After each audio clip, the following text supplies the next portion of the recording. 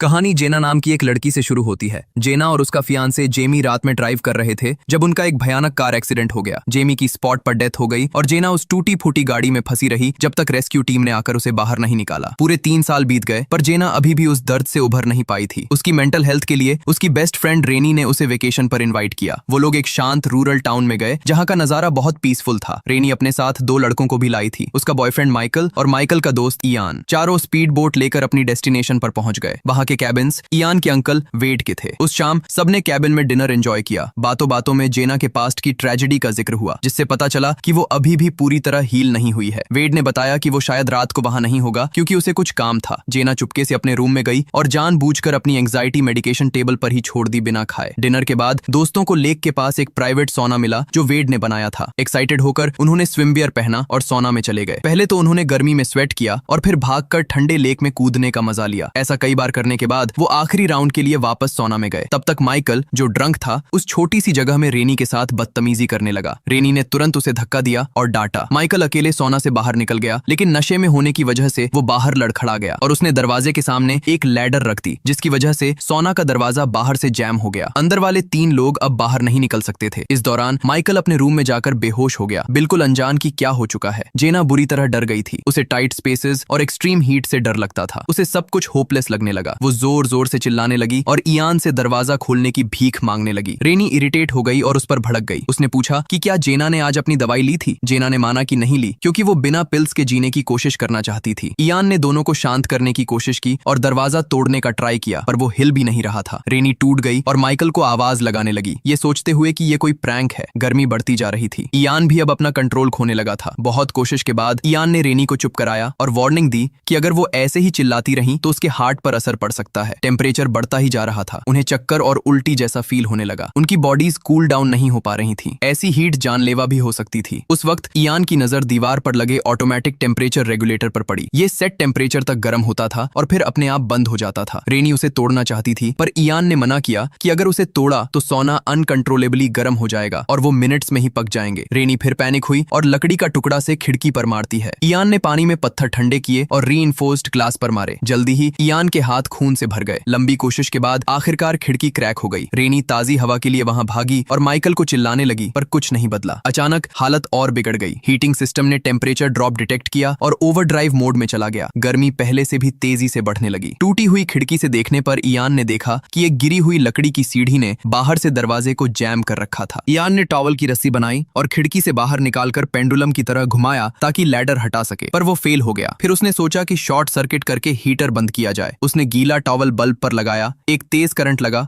Room में अंधेरा हो गया पर हीटर चलता रहा। इसी बीच इयान ने वेड के कुत्ते बो को बाहर भौंकते हुए सुना। तीनों चिल्लाए पर वेड ने सोचा कुत्ता ऐसे ही भौंक रहा है और वहां से चला गया। रास्ते में उसे माइकल मिला और दोनों शराब पीने निकल गए। उन्हें पता ही नहीं था कि उनके दोस्त मौत से लड़ रहे हैं। सोना में रेनी ने कंट्रोल खो दिया और रेगुलेटर तोड़ने गई। जेना ने उसे रोका और थप्पड़ मारा जिससे रेनी बेहोश हो गई। हालत बहुत खराब थी। एंड में जेना ने खुद रेगुलेटर तोड़ दिया। इयान जो अब पूरी तरह टूट चुका था उसने एक आखिरी कोशिश की। वो जलते हुए हीटर पर झुका और उसे जोर से हिलाया जब तक कि वो फट नहीं गया। हीटर फटने से दरवाजा खुल गया। जेना को लगा वो बाहर निकल गई और पानी पी रही है पर ये उसका हेलुसिनेशन था। असल में गैस लीक हो रही थी। जेना ने हिम्मत करके रेनी को सांस लेने में मदद की और गैस पाइप को ब्लॉक किया। आखिरकार वेड और माइकल वापस आए और उन्हें रियलाइज हुआ कि कुछ गड़बड़ है। 7-8 घंटे फंसे रोना से बाहर निकले। जेना और रेनी बच गए। बेस्ट फ्रेंड्स के रूप में उनकी कहानी अभी खत्म नहीं हुई थी। अगर आपको यह वीडियो पसंद आई हो तो प्लीज चैनल को सब्सक्राइब जरूर करें और बेल आइकन को भी प्रेस कर दें ताकि ऐसी और वीडियोस आप तक पहुंचती रहें। देखने के लिए धन्यवाद।